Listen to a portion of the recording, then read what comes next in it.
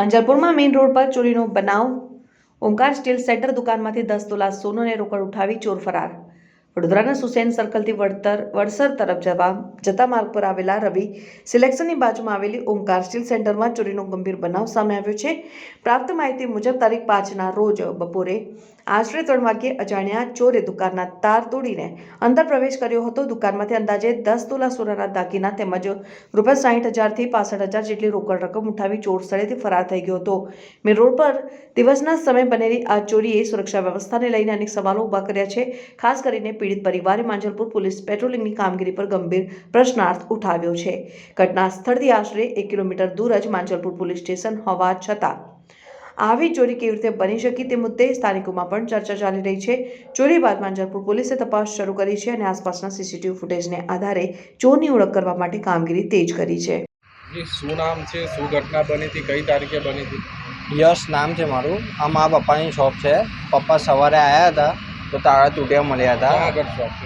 JDC નવસુર bus stand main road, આપણે Vadsar Susen road ring road કહેવાય અને એના ઉપર રવિ સિલેક્શનની જસ્ટ બાજુમાં. કઈ તારીખે બનાવો? 5 તારીખ સવારે 3 વાગે ચોર અંદર તોડીને અંદર ગયો હતો. 3:11 બહાર નીકળ્યો છે. શું લઈને આવ્યો હતો? સાયકલ લઈને આવ્યો હતો. કેટલું સોનું ગયું? 10 તોલું સોનું ગયું છે. 60-65,000 કેશ રકમ હતી. દુકાનની અંદર સોનું એ ટાઈમે અમે બહાર ગયા હતા, પપ્પા મમ્મી, તો અહીંયા મૂકીને ગયા હતા કે અમે જઈએ છીએ એક દિવસ માટે, તો અહીંયા મૂકીને ગયા હતા. જે 5 તારીખનો બનાવ છે અને આજે 8 તારીખે બધી મીડિયામાં આવે છે, તો અમે પોલીસવાળા પાસે ગયા હતા આજે, પણ એ કોઈ લખે નહીં, એફઆઈઆર નહીં પાડી છે, એટલે અમે પછી મીડિયાને કીધું. આશરે કેટલા લાખની ચોરી? 12-12.5 લાખ.